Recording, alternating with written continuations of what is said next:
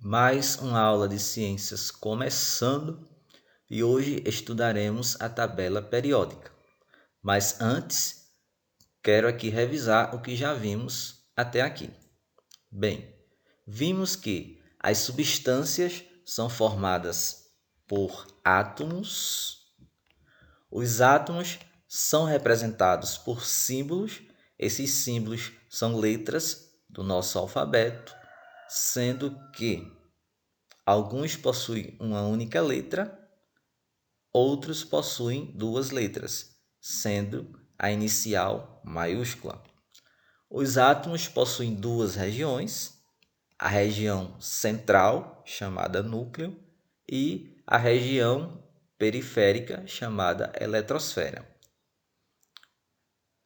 No núcleo estão os prótons e nêutrons, e na eletrosfera, os elétrons. Prótons possuem carga positiva. Nêutrons não possuem carga elétrica.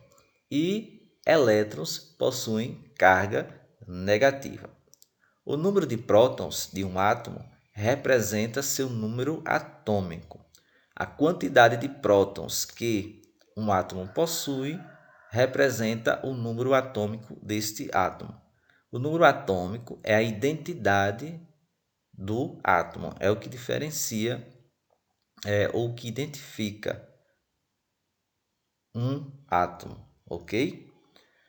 O número de massa A é a soma dos prótons e nêutrons.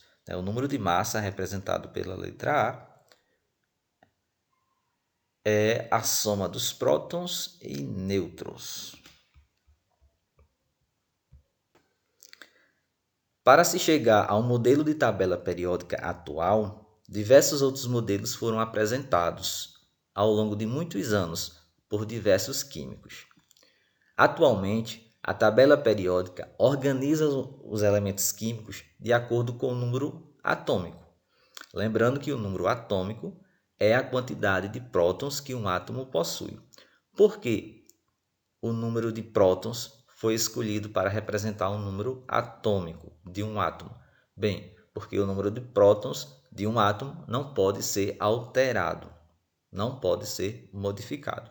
Então, por isso que o número de prótons é utilizado para representar o número atômico de um átomo. Existem 7 linhas na tabela periódica, cada uma denominada período, conforme irei mostrar mais à frente. Os elementos com números atômicos de 57 a 71 são chamados lantanídeos. Os elementos de números atômicos de 89 a 103 são chamados actinídeos. Além das linhas que representam os períodos, né, e são 7 períodos, temos também as famílias ou grupos, que são as 18 colunas da tabela periódica. Elementos com propriedades semelhantes ficam no mesmo grupo. Alguns grupos recebem nomes especiais, como é o caso do grupo 1 ou 1A, chamados de metais alcalinos. O grupo 2 ou 2A, metais alcalinos terrosos. Grupo 16 ou 6A, chamados de calcogênios. Grupo 17 ou 7A, halogênios. Grupo 18 ou 0, chamados de gases nobres.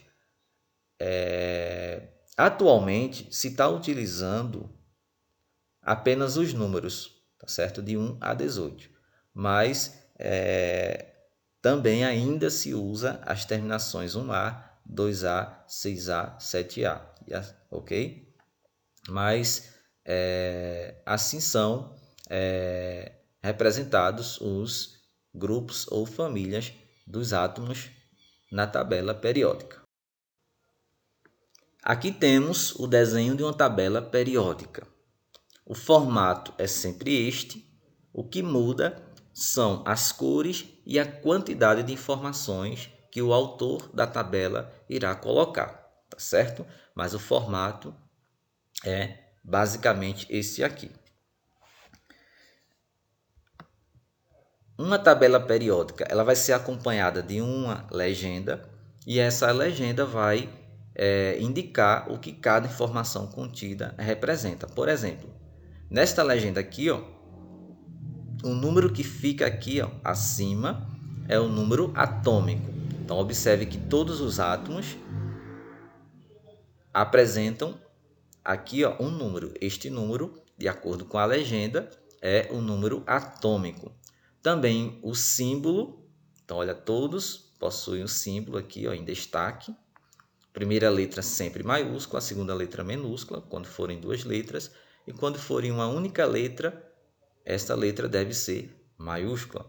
O nome do elemento, que nesse caso aqui, ó, está abaixo do símbolo.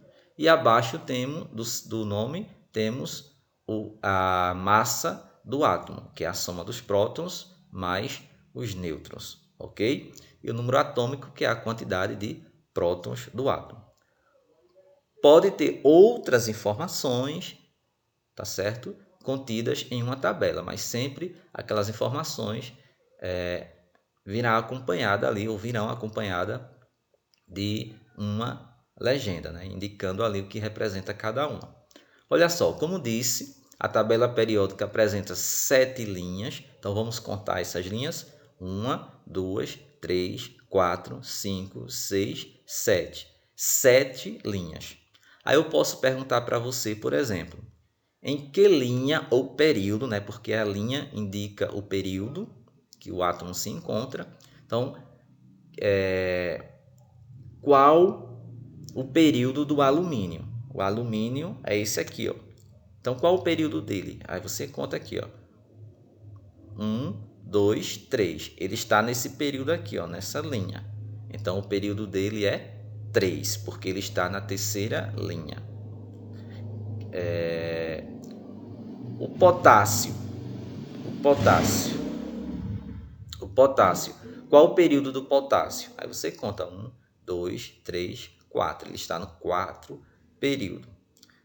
O latânio, que é isso aqui, ó. Ele está em que período? Ele está no sexto período, tá certo? Eu explico. Bem, pessoal, do 57 ao 71, temos esses elementos aqui, ó, 57 a 71, e ele é do sexto período, tá certo? É porque continua aqui, ó, 56, 57 até 71. Aí continua 72, 73 e assim por diante.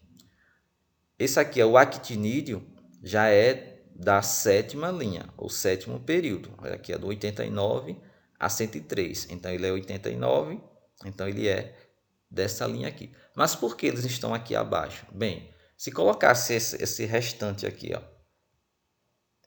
ó, na sexta linha, então a tabela ficaria bem longa para a direita. Então, para que o desenho fique mais organizado, então se coloca esses elementos aqui abaixo, ok? Porque senão o desenho da tabela ficaria muito longo para a direita, ok? Como disse, além das linhas, temos os grupos ou famílias, e são 18. Olha aqui, ó, os números das famílias. Família 1, família 2, família 3, até aqui, ó, a família 18. Aí eu posso perguntar, qual a família do neônio? Aí o neônio é isso aqui, ó. A família dele é 18. Qual a família do magnésio? O magnésio é isso aqui, ó. Família 2. Qual o átomo que está no quarto período e é da família 13? Então, quarto período, 1, 2, 3, 4. Família 13. Família 13 é este. Então, ó, é o gálio. O gálio. Família 13, período quarto. Tá certo? Então, eu posso perguntar também qual a localização da prata? A prata, ela é do quinto período, ó, 1, 2, 3, 4, 5. Então, quinto período, família 11, ok? Qual o número atômico do ferro? tá certo? Então, o ferro está aqui, ó, o número atômico é 26, porque esse número aqui, ó, indica 26. E assim por diante, tá certo? Então, temos 7 linhas, aí você conta de cima para baixo, e temos as colunas, aí você conta da esquerda para a direita. Servem para quê essas informações? Para você localizar os elementos ali na tabela, tá certo? E tem outras finalidades também, mas serão comentadas em outro momento, tá certo? Ou no ensino médio. As cores, falarei sobre elas mais à frente, ok? Elementos representativos e de transição. Os elementos dos grupos 1, 2, 13, 14, 15, 16 e 17 e 18 são denominados elementos representativos. Os grupos de 3 a 12 são chamados elementos de transição. Os lantanídeos e os actinídeos são chamados de elementos de transição interna. Olha aqui, ó. Aqui temos as famílias, né, do 1 ao 18 e os períodos, primeiro período, segundo período, até o sétimo período, que são as linhas, tá certo? Então vamos lá. A cor amarela representa os elementos representativos. Então todo mundo que ficar aqui, ó, nessas famílias e nessas linhas são elementos representativos. Temos os elementos de transição nessa cor aqui, ó. Então olha eles aqui, ó, no centro da tabela. Então todos aqui, ó, todas essas linhas e famílias aqui são os elementos de transição, e os verdinhos aqui, ó, os elementos de transição interna, ok? Que são aqueles que ficam aqui, ó, na sexta e sétima linha, ok? Alguns elementos químicos formam os metais e outros formam os não metais.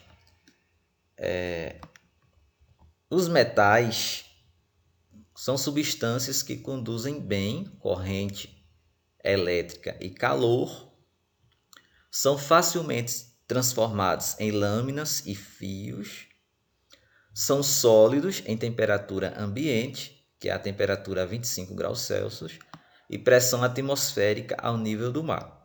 O mercúrio é uma exceção, ou seja, ele é líquido. Aqui temos o ouro, o latão, o alumínio, o ferro, a prata, o cobre, o chumbo, o aço e o bronze. São exemplo de metais e apresentam essas características. Os não metais têm características contrárias, né? Opostas aos metais. Então vamos lá, não conduzem bem o calor e a corrente elétrica, não são facilmente transformados em lâminas ou fios, uns formam substâncias gasosas, como é o caso do hidrogênio, do nitrogênio, do oxigênio, do flúor e do cloro, e gases nobres. O bromo é líquido e os demais formam substâncias sólidas, ok? Como já disse, a quantidade de informação de uma tabela para outra varia, tá certo? Então vamos lá. Aqui, ó, esse autor aqui em laranja, ele quis representar os metais alcalinos. Olha aqui, ó. Em amarelo, os metais alcalinos terrosos. Nessa cor aqui, ó, os metais de transição. Os lantanídeos. Olha aqui, ó. Os actinídeos. Outros metais. Não metais. Aqui, ó, não metais em verde. Gases nobres. Aqui, ó. Gases nobres. A tonalidade do azul aqui é diferente. Os que estão com símbolos preto são sólidos. Os que estão em verde, líquidos. que estão com o símbolo vermelho, gases, tá certo? E essa cor aqui, ó, em destaque, no caso aqui em branco, sintético, tá certo? Sintético, sintetizado, ou seja, produzidos. Lembrando também, pessoal, que os elementos estão organizados de acordo com o número atômico, tá certo? Então, o número atômico é 1, 2, em ordem crescente, tá certo? Ordem crescente de número atômico, 3, 4, 5, 6, 7 e assim por diante. Tem outras informações aqui na tabela, mas no momento não iremos falar sobre elas, ok? Temos também o grupo dos semimetais, que são aqueles elementos químicos que apresentam propriedades intermediárias entre os metais e os não metais. Os semimetais formam substâncias sólidas em temperatura ambiente e ao nível do mar. Quando eu falo em temperatura ambiente, estou falando de 25 graus Celsius. O silício e o germânio são elementos químicos de grande importância para a fabricação de produtos eletrônicos. Olha outro exemplo aqui, ó, de tabela periódica. Nesse aqui só traz as informações dos grupos, dos elementos que pertencem aos grupos dos metais, em rosa aqui, ó, os ametais ou não metais, em amarelo, os semimetais, em verde, e os gases nobres, em azul. Okay? Sempre haverá uma legenda acompanhando a tabela, indicando ali a informação, o tipo de informação. Isótopos são dois ou mais átomos que possuem o mesmo número atômico, ou seja, a mesma quantidade de prótons e diferente número de massa, ou seja, a quantidade ali de prótons mais nêutrons vai ser diferente. Então, olha só, como é o caso aqui do hidrogênio. Todos aqui são átomos de hidrogênio, todos apresentam o mesmo número atômico, claro, porque se fosse um número atômico diferente, não seria o mesmo tipo de átomo, mas o número de massa muda de um para o outro. Lembrando que o número atômico é a quantidade de prótons que o átomo apresenta. Então, observa aqui, ó, em vermelho, que o número de prótons é o mesmo nos três casos, mas o número de massa muda.